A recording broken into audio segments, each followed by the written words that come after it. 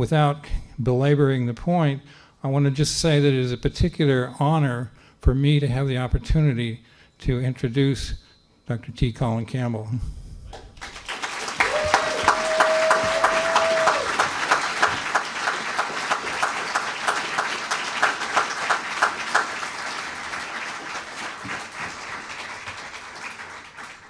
Thank you, Dr. Heitz, and thank all of you for coming tonight. It's really wonderful to be back in Portland again and see so many good faces interested. Can you hear me in the back?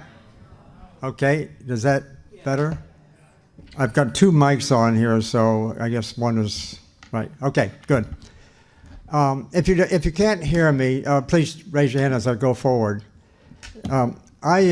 I want to thank Peter Spendelow and Jill especially for making this arrangement, and it's a story that I've been in the field for a long time.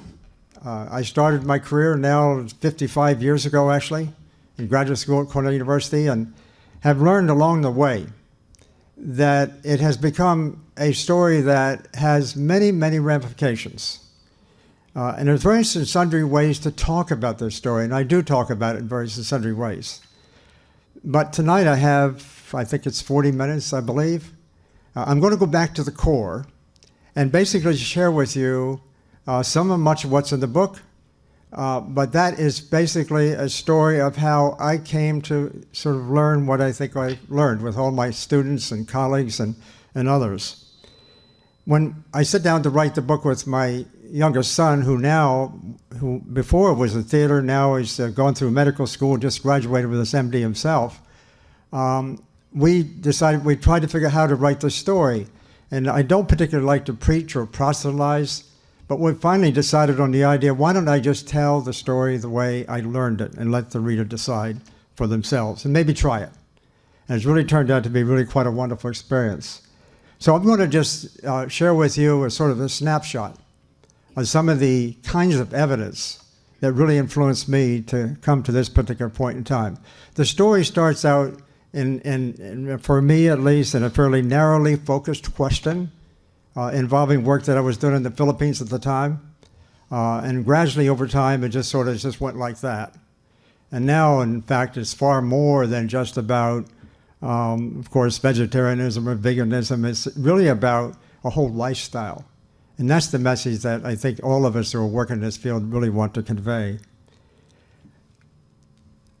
So this initial experiment was, as I say, was very narrowly focused. It was based on my observation of the Philippines, where we were working on the idea of trying to help in overcoming malnutrition in children and discovering, in fact, that children there who were consuming, the few children who were consuming the most protein, more or less the level that we tend to consume in the West, they were the ones most likely to get a certain kind of cancer, primary liver cancer specifically.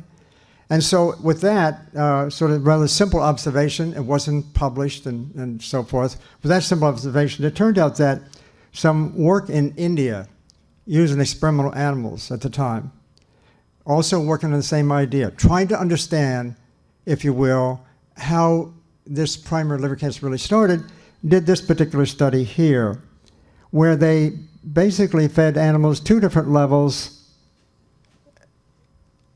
Let me get my thing here right. Oh. They fed experimental animals two different levels of protein, because it was their view, quite independent of what I had seen myself, there was their view that liver cancer, and perhaps other cancers too, might relate to the amount of protein we consume. And it was their hypothesis at the time that levels of protein too low might actually turn on cancer. And so they did this little experiment and published it at the time in a fairly obscure journal and got these results here. Namely, what they were able to show was that the animals given the good levels of protein, the 20% of total calories of protein, are the ones who actually got the cancer. 100% of them did, or precancerous lesions, as we say. The animals given the lower levels did not. I mean, that was a huge difference. And what was significant about this particular report, at least for me, was the fact that what these researchers were doing was equivalent to what I thought I was seeing in the children. In other words, higher protein intake associated with more cancer. That was a bit of a shock because I had, from my own background, both involved in my doctoral research at Cornell University as well as just from the field in general, had always believed that protein was the most awesome of all nutrients. It is, of course, an important nutrient, but in this particular case, it turned out it was associated with an increase in cancer formation. So then those observations enabled me to come back with my students to organize a basic research program. First at Virginia Tech, and for the most of my career at Cornell University, a program that was funded by the National Institutes of Health, published extensively, that was to last for the next 27 years. We looked at this question: is it really true that protein can turn on cancer? And if so, how does it do it? So we studied it, as I say, in considerable depth and published a lot of stuff on it, and I just want to share with you just 2 or 3 observations that kind of capture some of the more significant parts of the story. Namely, if animals, for example, exposed to a carcinogen that gives rise to liver cancer are fed 2 different levels of protein, either 20% of total calories or 5% in form of protein, you can see here over the first 12 weeks, in the early stages of the cancer formation, the animals fed the higher levels of protein, the good levels, the recommended levels, actually the cancer was growing quite well. The animals fed the lower levels didn't grow at all. I mean, that's a huge difference, really, and it was consistent with what, in fact, the Indian workers had done, and consistent, too, with what, in fact, I thought I was actually seeing in the children. So then we did a study to sort of ask the question, what happens if we sort of, as this sort of cancer is beginning to evolve, what happens if we switch the diets back and forth? And you can see here that when we feed animal the 20% protein for the first 3 weeks, the cancers are growing, we switch it to 5%, turn it off, turn it on, turn it off. In other words, it turned out that we could actually control whether cancer grew or did not grow. After having been established, we could control it just simply by adjusting the levels of protein intake. Now, don't want to leave the impression, however, that that protein is carcinogenic, if you will, or that protein, we need to ignore protein. That's not true. Protein is an essential nutrient. We all need protein. So this really becomes a question of how much protein. And so we did a little study just sort of comparing the levels of protein intake in the diet compared with, let's say, the cancer response. And you can see here that for levels ranging from 4, 6, 8, and 10% of total protein, the cancer didn't grow. It was only when these animals in this particular case had enough protein to sustain their good health and then exceeded that amount of protein, that's when the cancers grew. So when I say protein being associated with cancer, it turns out I'm really talking about protein consumed in excess of what we absolutely need. It turns out also, incidentally, that experimental animals and humans need about the same level of protein. So in a sense, this suggested that what we were looking at here was probably, could be, in fact, quite equivalent to the same kind of things you might see in humans. But nonetheless, we wanted to sort of look at this a little more carefully, and the amount of protein that we humans consume is actually in the range of maybe 11% to 22% or so. So most of us are consuming levels of protein in the range in which you might anticipate seeing this kind of response, at least for some folks. What I just showed you, though, was only the early stage of cancer. So then we did, cancer, incidentally, takes usually a lifetime to develop. In the case of humans and virtually any other species. And so we did a lifetime experiment, sort of repeating it in a sense, 5%, 20%, if you will, levels of protein. And after 100 weeks, which is the normal lifetime of animals in this particular case, the animals given the 20% protein had substantial amounts of cancer. The animals given the 5%, almost none did. I mean, that was, again, a huge effect. But what was also interesting was that the animals not getting the cancer, consuming a little more calories, by the way, at the end of the study were all living, thrifty, with sleek hair coats, energetic, And in fact, we spent some time actually doing various descendant experiments to sort of check that out. Because here, they're at the end of their lifetime and really appeared to be quite young and vigorous and, as I say, energetic, with no cancer. In contrast, the animals given the 20% protein, both sets of animals had the same exposure to the so-called initiating carcinogen event. The animals given the 20% protein, unfortunately, were all dead at 2 years with liver cancer.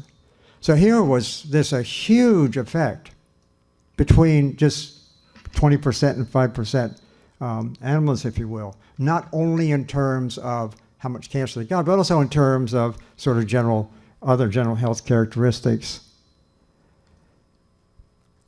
Now, it turns out that I had to ask myself at a particular point in time something about the protein we were using. I hadn't paid too much attention to this. I was more interested at the time, at least in the early part of my career, just trying to figure out how does cancer develop and how does it grow. That was more or less the purpose of much of my research. But the protein effect sort of came into view, as I just mentioned. But it turned out, along about this time, I said, what kind of protein is it we're using? We're using the protein, in fact, that we actually was on the marketplace. Most of us researchers were using that kind of protein. It turned out the protein we were using, when I started focusing on the question a little bit, I mean, this is about maybe 10, 12 years into my career. The protein we were using was casein. Casein, the major protein of cow's milk. I had been raised on a dairy farm. I actually did my doctoral dissertation, in fact, early on the question concerning how do we promote more consumption and more efficient production of animal-based proteins, so-called high-quality proteins. So all of a sudden, I was faced with a dilemma. I guess it wasn't really a dilemma, but something that was surely very provocative. Casein actually turning on cancer development.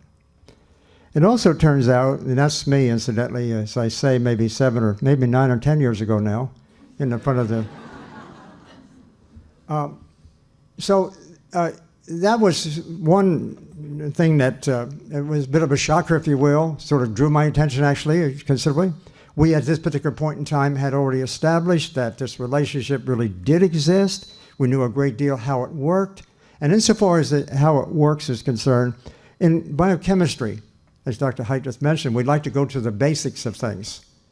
And so at this point in time, I had figured out, well, okay, we confirmed what the Indian workers had done, but we want to learn something about how does it work. This is really fundamental to actually the whole medical system in a sense. We like to know how things work, if you will. And so we set about trying to figure out what, as we like to say in science, we wanted to figure out what the mechanism was. Is it this enzyme, this hormone, this or that? So we got into the inside of cells, inside of the body, of course, and looked for things. And every time it turned out that we looked for the mechanism, we found one. That turned out to be for me at least, probably one of the most significant things I think we did over the years, because it tended to challenge even the way we think about medicine, the way it works, because it turns out it doesn't work by a single thing. These are just a list of a bunch of different sort of so-called mechanisms involved in the first stage, that's initiation, as well as the second stage, promotion. It turned out that, as I say, every time we looked for one, we found one. And in reality, when the protein is being increased above the levels that are useful, everything goes wrong, which sort of made the story that much more powerful, because it wasn't just one thing. It was telling us something about the way biology and our bodies really work when something happens insofar as the relationship between cause and effect is concerned. Having said that, we worked with casein, becoming aware of that. I also should tell you, too, that we tried 2 other proteins, soy protein and wheat protein, also fed at this higher level. It didn't turn on the cancer. So we were getting the impression early on that this might be something to do with animal protein in general, if casein was reflective of animal protein, as opposed to plant proteins in general. I mean, that wasn't a big sample, 1 animal protein, 2 plant proteins to make the case, But from lots of other kinds of research that I don't have a chance to really tell you here, we could, in fact, generalize about that and really confident of that kind of statement. Animal protein tends to turn on cancer. Plant protein tends to not do that, or in fact, possibly turn it off. In any case, casein being sort of the point of interest here, in more recent years, it turns out now that here's a publication that was just recently published in 2005 showing the relationship between cow's milk consumption, protein or casein, if you will, and breast cancer for different countries. One cannot conclude from a study like this, I should emphasize, that milk causes breast cancer from this kind of information. But we do have lots of other kinds of information, some of which came from the study that we did in China, to suggest that yes, milk consumption does in fact raise the risk for breast cancer. That's a pretty impressive relationship. Also, the same is true for uterine cancer. Different numbers, different points, if you will, but basically the same sort of relationship. So we see now some evidence coming forth that the increase in our consumption of animal protein-based foods do relate to some other kinds of cancer. I just showed you two kinds of cancer, reproductive cancers that we call it, or cancers of the reproductive tract, in the case of women. Us men don't get away without having a problem too. It turns out with prostate cancer, or reproductive cancer as well, here's a relationship, again, between non-fat milk consumption and prostate cancer for different countries. Non-fat milk, basically what that is skim milk, as I'm sure you're aware, low-fat skim milk kind of thing. Fat is not there. It's basically protein. So as milk or protein consumption is increased, overall, when you look at that kind of relationship, again, we see it's associated with prostate cancer. We also know quite a lot more about this now, too. There's a hormone that actually rises in response to the feeding of this kind of protein that tends to turn on cancer. So we're learning a lot more about this kind of relationship. But so I'm just so far focused just on the question concerning protein, and specifically casein and animal protein, if you will. I was interested at this point in time, because this information was so provocative, there had to be a big story here. This was not something was isolated. So we wanted to turn our attention then to expanding our horizon as we went forward. For example, here's a series of questions that tended to arise to give us this broader perspective. Casein might be representative of animal protein, as I mentioned. It is, of course, and I think that's a reasonable assumption. But then it's not just animal protein itself. Foods have all kinds of nutrients in them, as I'm sure you know. The animal protein effect might also be seen with animal foods in general, possibly. But then it's not just animal foods, it could also be plant foods. As we increase our consumption of animal foods and decrease our consumption of plant foods, which we now know actually tend to prevent cancer. So now we're in a bigger arena, looking at sort of the broad spectrum of foods. As one goes up, the other goes down. So it raises a sort of broader kind of question. We also then, too, want to know whether what I just showed you in experimental animal studies applies to humans. And lastly, so far I just talked about cancer. But finally, we wanted to know, too, does this apply to other diseases as well? So now we're getting into some big territory, I think you would agree. We're talking about foods, we're talking about different kinds of diseases, health in general. We're talking about more than protein, I should tell you. We did other studies involving other nutrients. I'm just sort of touching on the highlights of one particular nutrient in this case.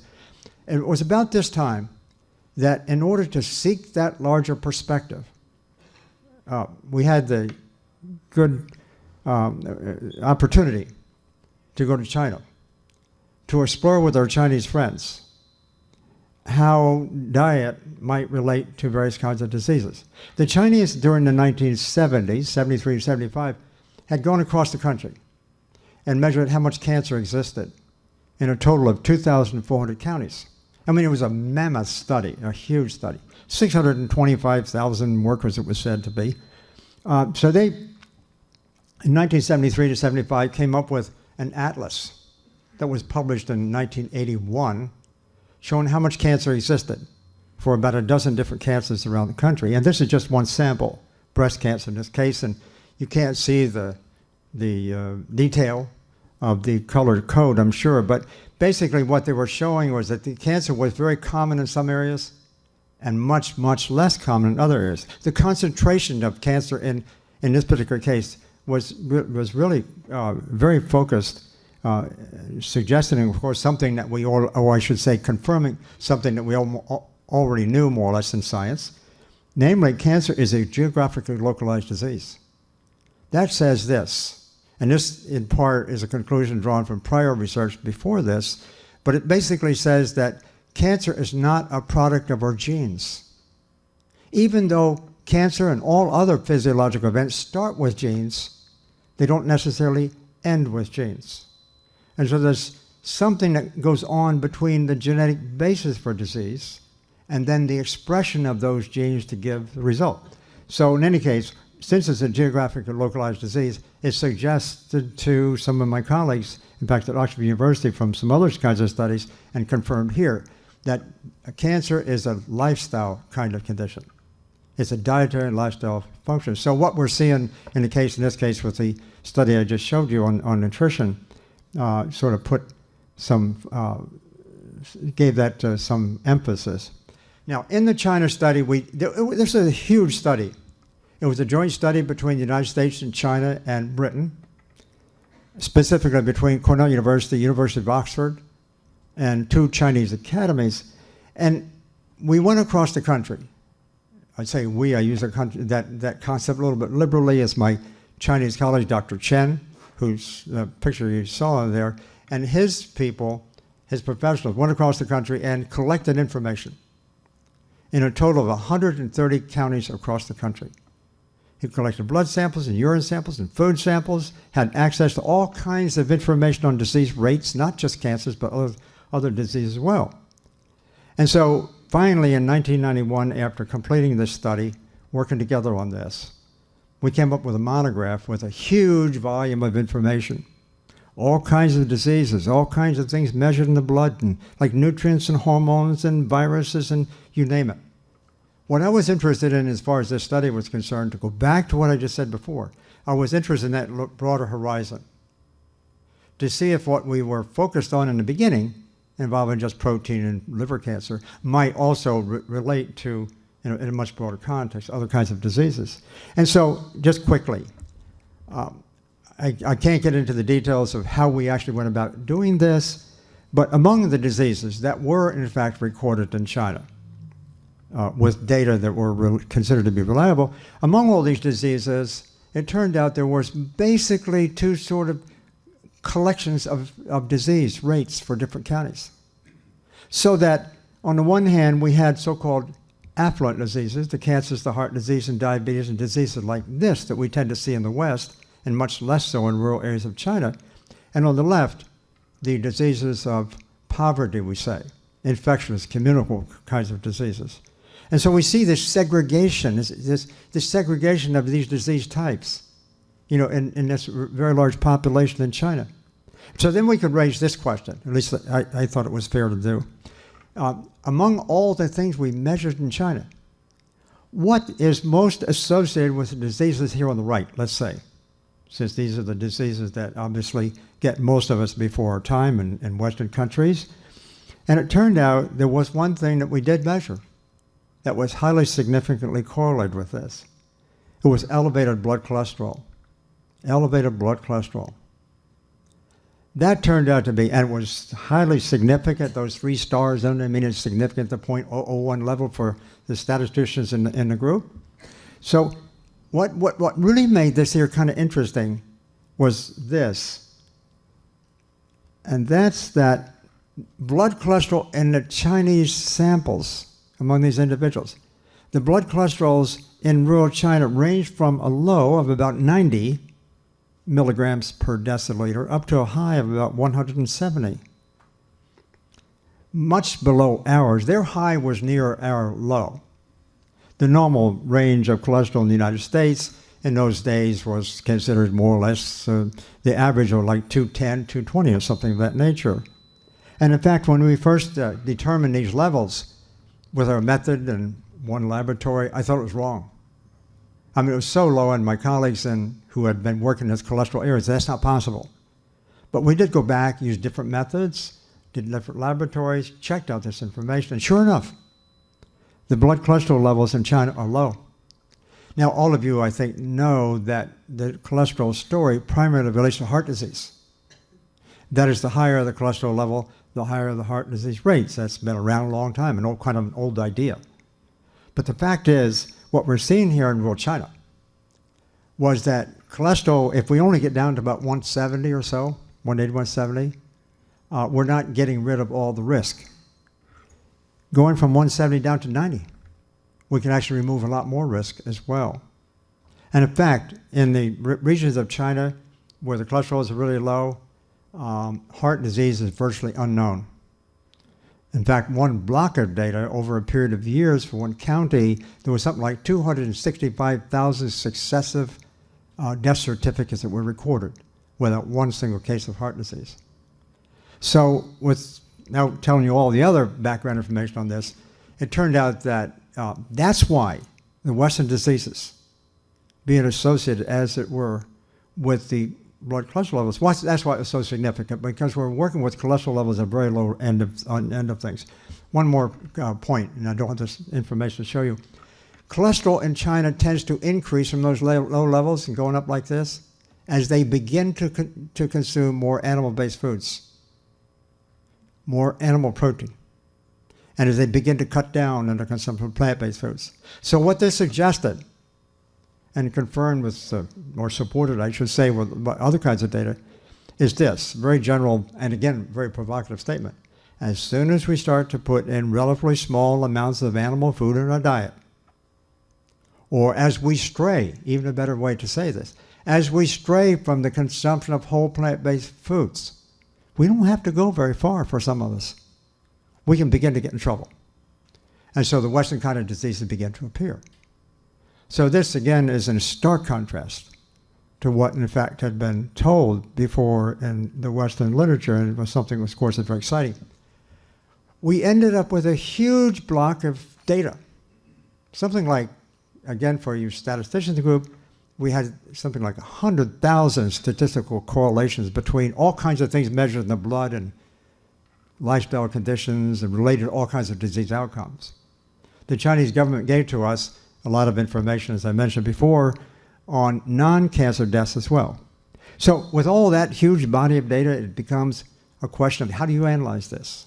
Do you analyze it bit by bit, spend a few lifetimes trying to do that, or you try to sort of do it in some other kinds of ways, aggregating data and seeing what's related to what? In any case, we got to a point that I think this statement here is a fair statement to make as far as the China information is concerned. Namely, after looking at, let's say, 50 or so of the trees in this forest, if I can use that metaphor, that condition, it turns out that the vast majority of hypothetical cause and effect associations favoring less disease reflect the nutrient composition of plant-based foods. Now, there's something, I'm saying something significant here. Plant-based foods, or animal-based foods for that matter, foods relate to our health and the kind of disease we get, especially the degenerative kind of diseases like diabetes and heart disease and cancer and so forth. Our foods relate their risk according to their nutrient composition. How much protein, how much fat, how much fiber, how much antioxidants. It just turns out that plant-based foods, in a whole food form, they have the right kind of and the right amount of the enormously complex fiber fraction. They have the right kind of protein. They have an enormous supply of antioxidants that when we start looking at all this information bit by bit by bit, like, it turns out that when you put it all together like that, and then you compare with the nutrients present in animal-based foods, that's when you really begin to see something really interesting. And so the general statement here below that, the more practical kind of statement, consuming plant-based whole foods, less total protein and fat, no animal protein, means less chronic degenerative diseases. I'm talking in this specific case about heart disease, cancer, and diabetes and things like that, as well as, I should say, some autoimmune diseases as well.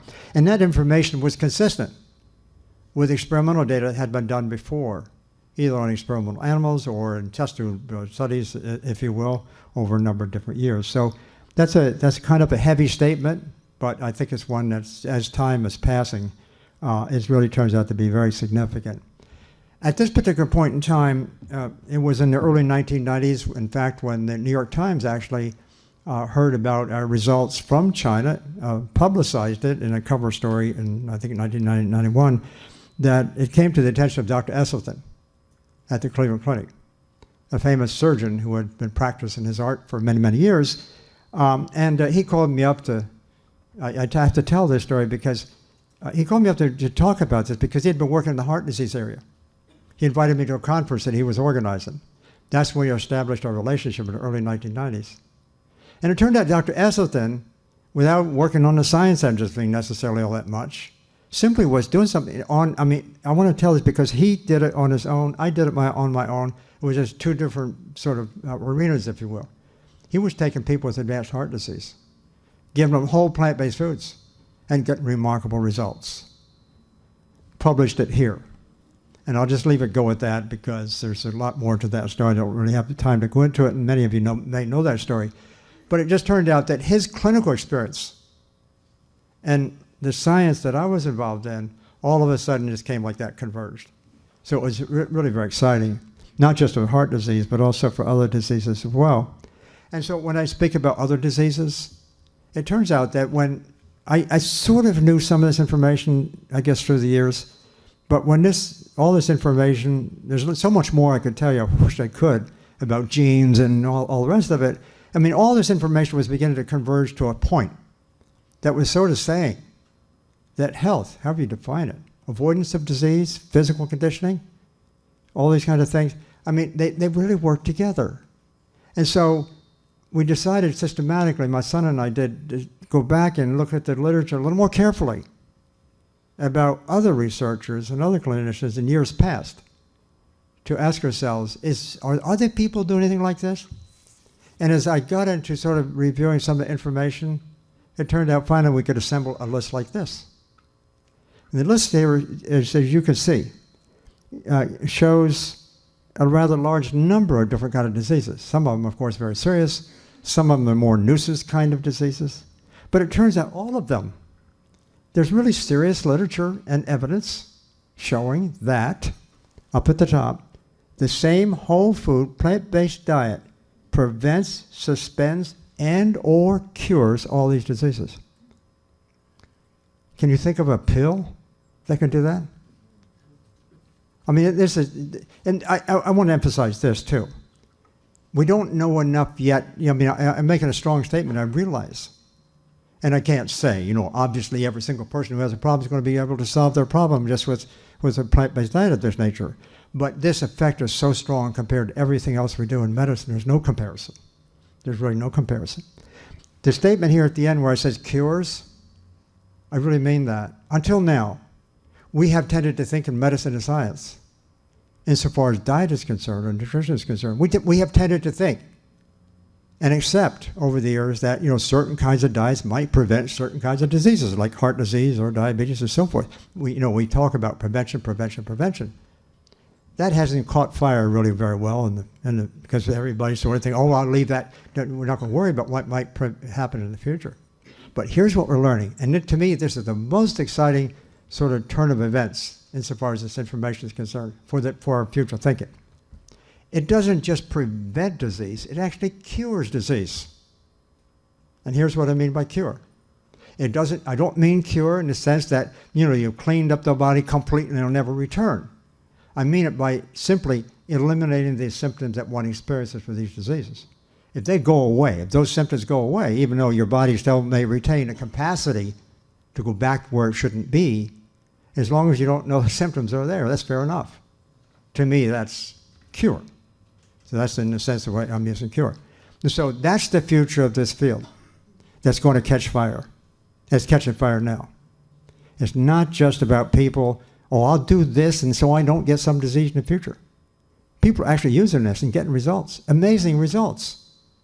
And it seems to be so consistent and so comprehensive and involves so many different kinds of disease conditions.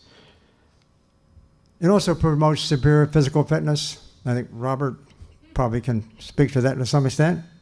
I've had the good fortune of working with some world-class athletes actually in the last 3 or 4 years as this has been coming out.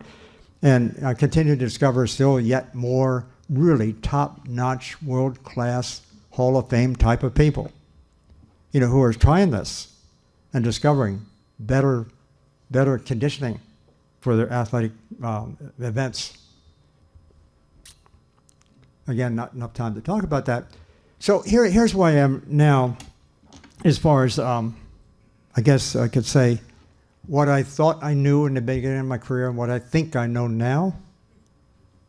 And in fact, in the beginning of my career, and unfortunately too many of my colleagues still think this way, they think of nutrition as a function of individual nutrients.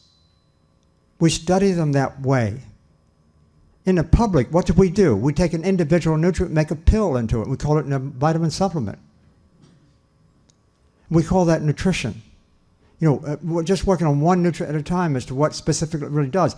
And we tend to assume it involves one mechanism oftentimes, one outcome. That is so fractured. To me, that's not nutrition. Vitamin supplementation, for example, just to illustrate this, is not nutrition. That's pharmacology. That's pharmacology. The nutrition I'm talking about is a situation where all the stuff in food, we can call them nutrients, hundreds of thousands of different kind of chemicals, many of which are operating in a nutritional sense, in the sense that it creates health. It works together. These things work together. And which kind of foods provide those kinds of nutrients at the right kind of level? It's plant-based foods, whole plant-based foods. And I emphasize the word whole, because you can consume a vegan diet, for example. You avoid all animal foods. Some vegans have problems. They have problems because they're not consuming the whole plant-based food. You can take the sugar out of plants, only it comes from plants, basically. You can take the white flour out of plants. You can dump a little bit of oil in it, the good oil, let's say from plants, like corn oil or something like that, and stir it up and you get a Danish. So people tend to use processed foods. There's high in salt, high in fat, high in sugar, white flour. That's no good. So that's just like straying down the road of consuming animal-based foods as well. So the real story here is whole plant-based foods. A good mixture, a good quality, and so forth and so on. That's where you get the comprehensive effect from, operating by a whole host of innumerable mechanisms, biologically speaking. So here's my definition for nutrition.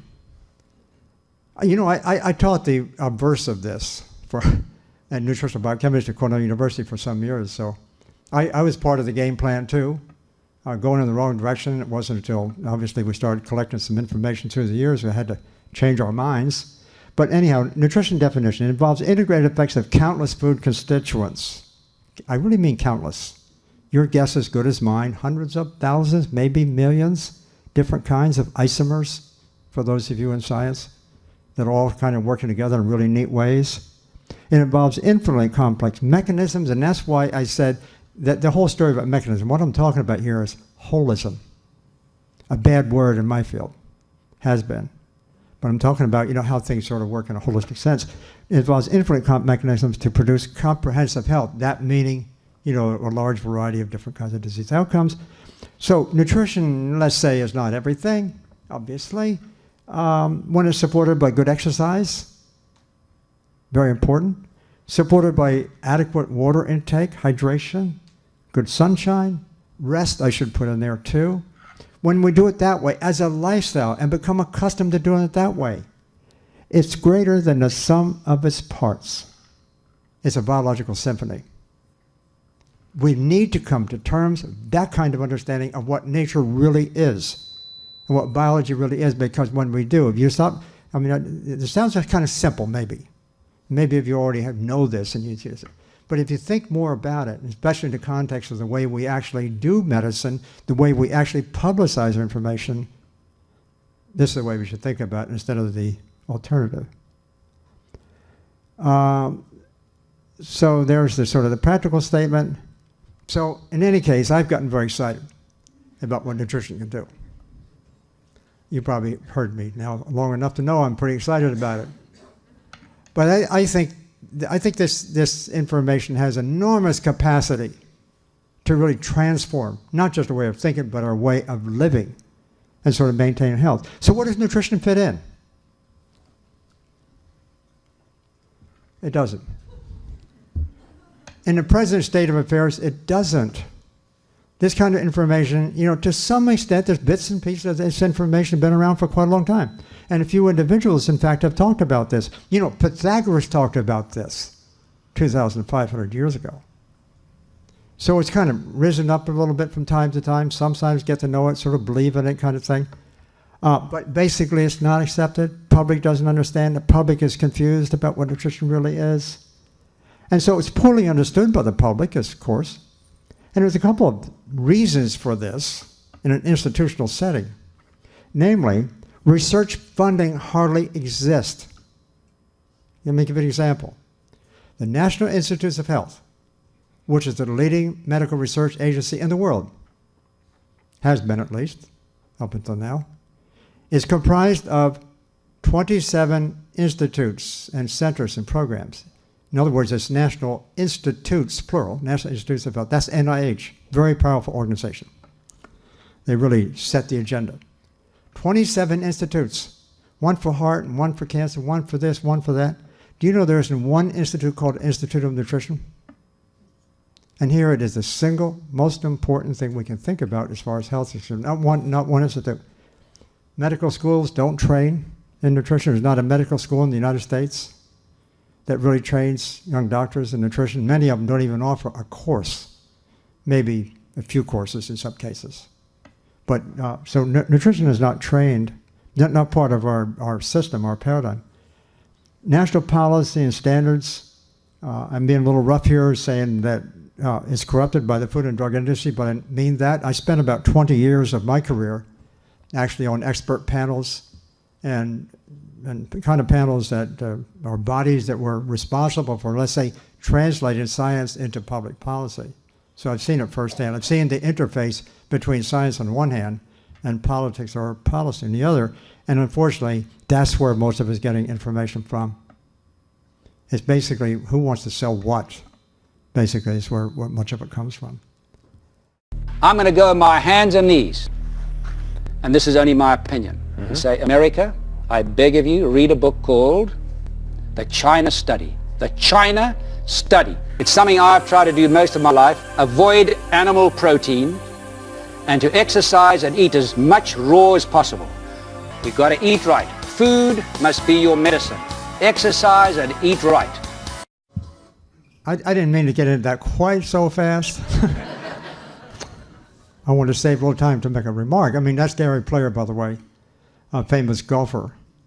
And when I talked about, some of the leading athletic figures now around the world becoming aware of this or saying things like what he did. And Gary called me now 4 years ago, I think, 3 or 4 years ago. He wanted to know if I minded his going on the Golf Channel and mentioned the China Study. I said, not at all. Help yourself. So he did. He got on the Golf Channel and did that. He heard what he told me what he was going to do. And I just got a phone call from one of his associates in the last Masters tournament, of which he still participates. He's allowed to. He's close to 80 years old now.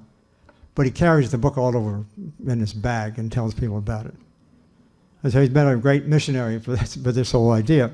But then more recently, we had another opportunity of seeing someone else come forth too. How did you lose so much weight? What kind of diet are you on? The short answer is I went on essentially a plant-based diet. I live on beans, legumes, vegetables, fruit.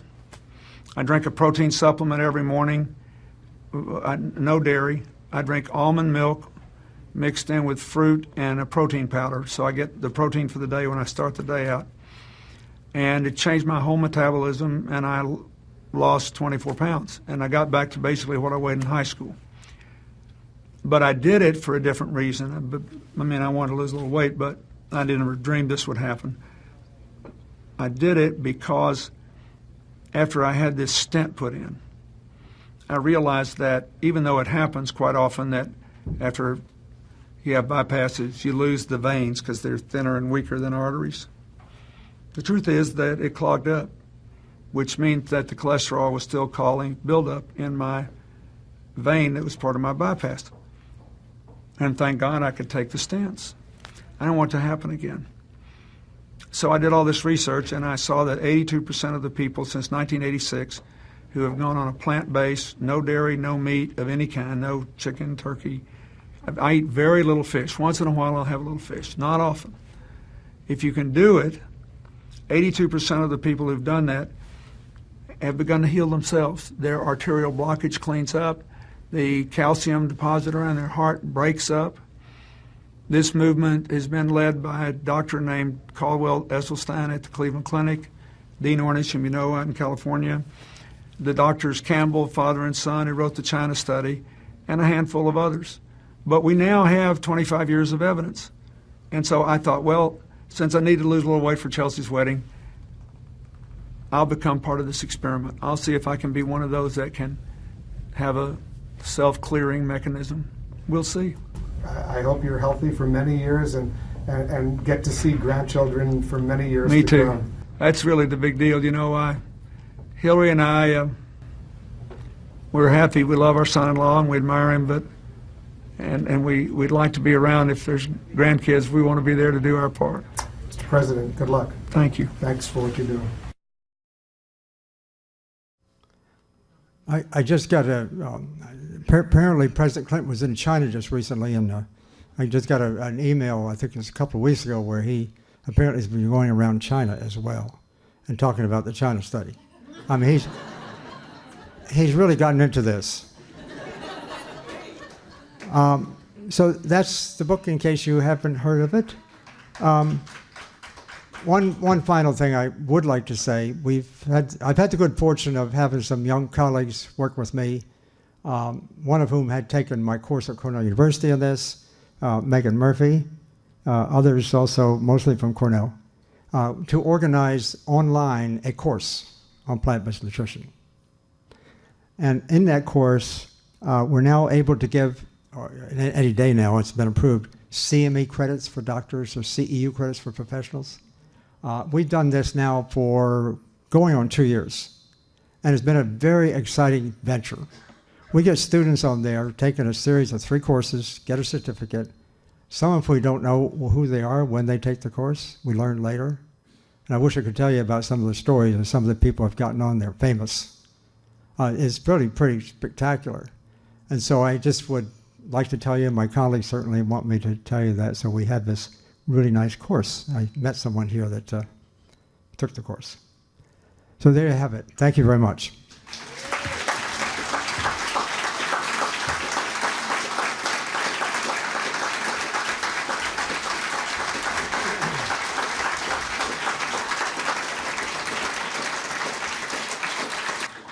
I'm actually just about done a second book now. I guess I got the nerve to mention that I've been working on this. I've been saying that I've finished it up for now about 3 years. But in any case, it is close to be done. I'm really now working on this question concerning how is it that we haven't known this before? There's philosophical reasons, historical, cultural, biological, economic reasons. And I'm really excited about one particular idea that we have forgotten about since the days of the ancient Greeks. And I sort of want to reintroduce that whole idea. And once we sort of get a grasp of what that is, it really has ramifications far beyond this story. And your success, I hear a lot of these kinds of stories, people with all kinds of problems.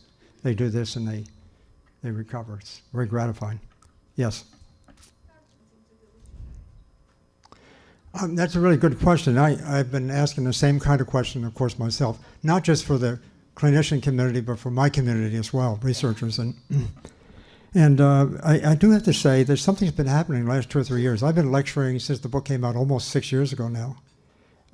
And in the beginning, it was mostly preaching to the choir, obviously, in public groups. But the majority of my talks now are to medical schools and medical conferences. Last year, for example, there were 3 new medical schools in the United States. I was the inaugural speaker in 2 of them. And so it turns out that, and I want to say something about your profession as well as my profession too. You know, we do operate within a certain worldview. We live within a paradigm. We know that. And we don't know that oftentimes, don't know too often enough. But obviously, you know, all of us as individuals, whether we're in professions or not in the professions, we're still subject to the constraints of a system. It's a system of thinking. It's a system in which we have lived for a long time. And that's really what it's about. It's trying to restructure our thinking, restructure the thinking. So I see great hope. Just Saturday, I guess it is. Yes, Saturday, I'm speaking to a conference sponsored by the Northwestern School of Medicine and the Cleveland Clinic. I'm the keynote speaker, in fact, at a conference there on the whole question concerning, you know, what's the relationship is between alternative medicine and traditional medicine. It's happening. It's happening. It's exciting. I'm so gratified to see physicians like yourself. You know, sort of, you're out there, you're on the front line. You're the ones taking care of the rest of us. Yes, it's very nice. Yeah, wait, right in the back? I'm good. I'm glad you asked that question. It's a very important part of it. But let me distinguish fat into 2 different categories. There's natural fat in foods, right? And we do need some fat, some oils particularly. The concern that I would have and my colleagues would have is added fat. In other words, we prescribe against the use of fried foods. Try to avoid, you know, adding fat back to your diet. And one of the key sources of added fat is using simply, you know, frying and cooking foods and fat. So it's really the added fat. If we're consuming a whole plant-based food type of diet, that's going to contain around 8-9% or so of total calories, which is about right. That's about right. And so that is, it's one of the arguments, in fact, when you start thinking about all the different nutrients and you ask oneself, you know, which level of this nutrient do we need and this and that one and so forth and so on, it always seems to converge back to a whole plant-based food diet. You know, whichever nutrient we're talking about. So use a whole plant-based food diet. Don't use added fat, or at least absolutely minimize it as much as possible. Fat, incidentally, is a difficult thing for a lot of people to deal with because it's an addictive response. It's an addiction. And there's evidence, in fact, that when we get accustomed to consuming higher fat intake, we actually see some changes in our brain chemistry, rather like other kinds of chemical addictions. And if we go from that to here, a lot of people have the experience that doesn't taste quite as good as what they would hope it would be. It takes a little while to become accustomed to it. But give it a month or 2 or 3, we begin to change our perceptions. I'm sure many of you probably know this. And so you get to that point, not adding fat, then that's the food you prefer. The same is true for salt. No, that's becoming a bit too reductionist for me. You know, much of our research and our medical practice, as I mentioned before, inferred, resides too much on details that we take out of context and we study. We get results that look impressive. You know, the individual nutrients that we study in isolation at times, we will see things. That's interesting. That looks promising. But the real question is, what happens over the long term? That's when we discover we've just looked at a tree too long, we forgot what the forest was. And so we can talk about these relationships, and they're infinite, many of which, you know, sort of look promising. But the ultimate test of whether or not any of those kind of observations are really worth considering is, as I like to say, as we said in our book, just try it. I mean, I did say in the book that I can't, you know, be a scientist. I'm trying to be a scientist and objective, of course, about these things. I could not, in fact, when we wrote the book, say obviously that this is going to cure all ills for all people all the time. I mean, that's silly. But I did say, I just basically said, you don't have to accept what I say. Just try it. That's the ultimate test of a good idea. That's the ultimate test. And the kind of thing I think you're inferring, and that some in the country want to talk about, is these high-fat diets, there's this, that, and something else. Those diets don't cure and don't reverse disease. Like there's no way. That's sort of the bottom line. Yeah. Well, here's my sort of take on that. We are all biologically, we're individuals. We'll have each of us have our own unique biologies. And let's say our susceptibilities to various things. We have our own unique set of genes, some of which are mischievous. We don't know what they are, but we all, and so 95% of us go down and have trouble, have problems before the end. There is a 5% or so that seem to be doing quite well. I mean, there's smokers that will live to be 95 perhaps and say they got there because they were smoking. I'm interested in the other 95%. And I think, and I think I can create some arguments on the basis of the science that it's not surprising to see, 5%, maybe 10% or so, who are doing fairly well, doing everything, I would suggest, the wrong way. The question becomes, though, in that case, did they finally get to the end of their life and just lie down and go to sleep? Or did they suffer some problems along the way? They can live quite older ages, but they may have suffered some problems along the way, number one. Number two, who's to say that the person who dies at, let's say, 90 or so, and not too bad a way, I mean, they were wearing their machine out, could have maybe made it to 115, 110 or something like that. I know, but my point, I'm just using a sort of hypothetical in this particular case, and so, yes, there's variation. There's the variation, but here's another add-on to that question, I think, and that is: are the people? There are two things. We don't know who we are, insofar as our resistance, our susceptibility is concerned. We don't know that until we experience the result. Maybe that's a problem. So then the question becomes: does it hurt people to do this, even those who otherwise might do quite well without doing it? Does it hurt them? Answer, no. I think that's a good thing. Well, I was, in your shoes, very much so. I milked cows. We slaughtered our animals.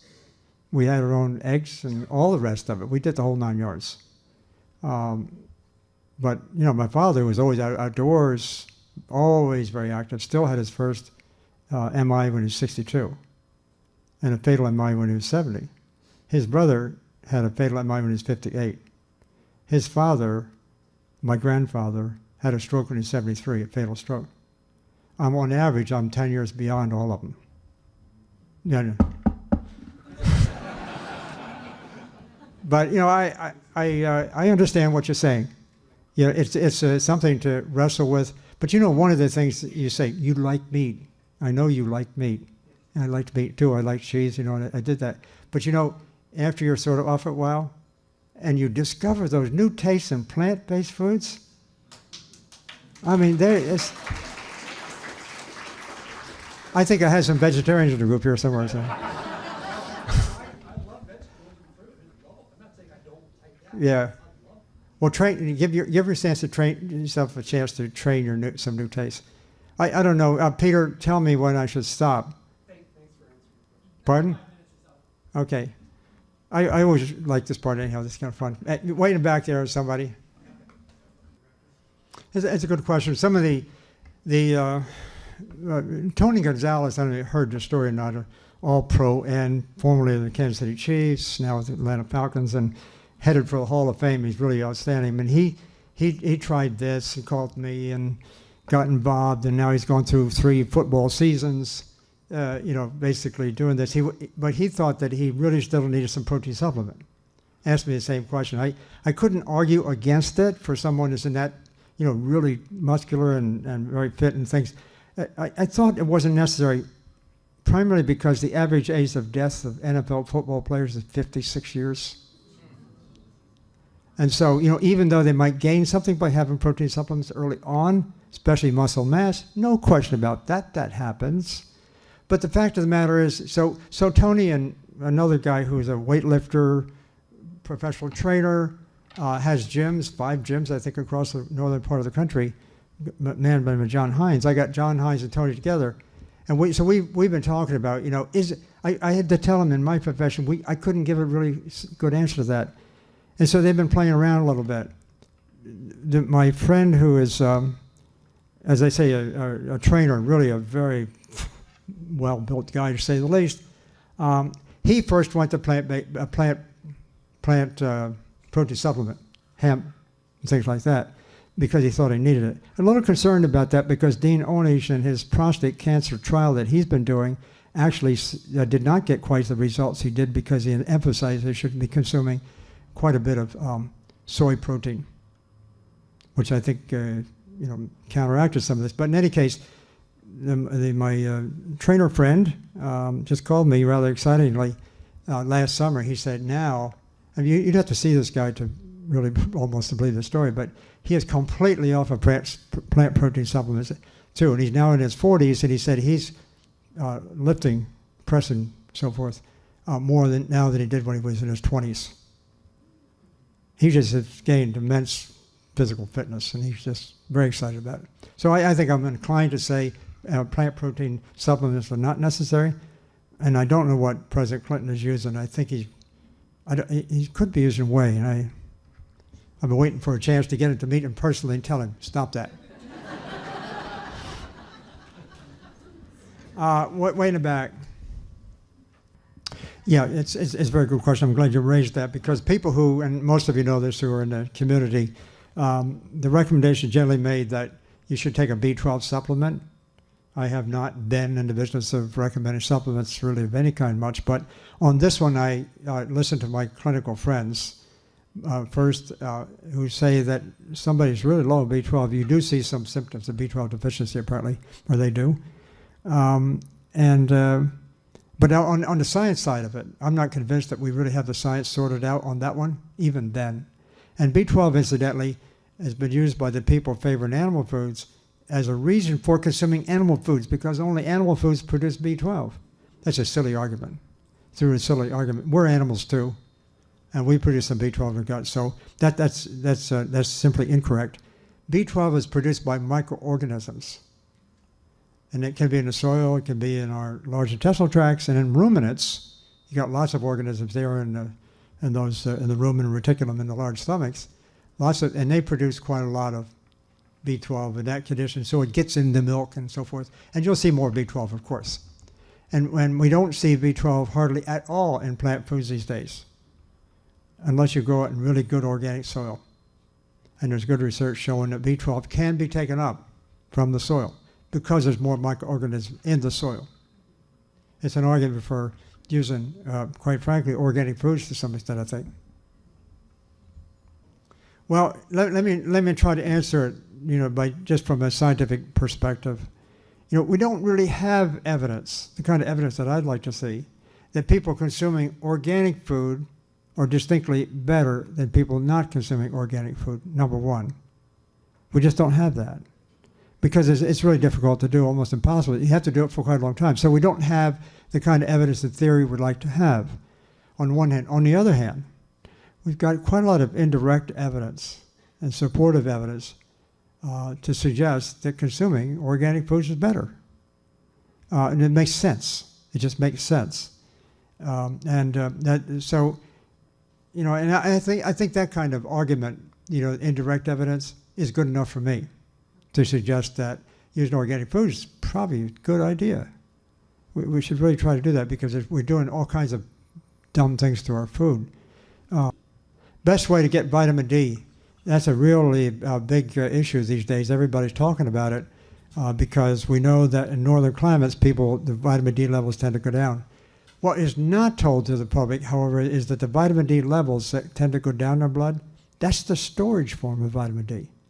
And our storage can go up and down like that. It doesn't necessarily mean it's going to have consequences.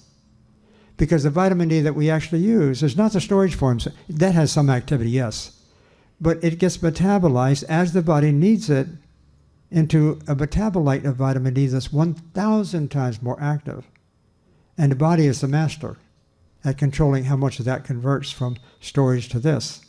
And so all of a sudden we see our storage going down in the cold months when there's not so much sun, for good reasons, because that's where we get our vitamin D from. It tends to go down. Oh, you got to give the vitamin D. I have been a skeptic of that whole philosophy. And in fact, just 2 weeks ago, I think now, a policy committee, scientists, went back and really looked at the literature fairly carefully on all the vitamin. There's been a lot of research on that. They just concluded, made a conclusion that's basically supporting what I just said.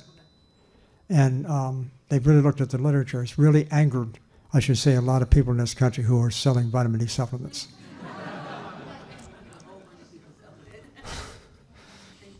Yeah, thank you. Thank you very much again.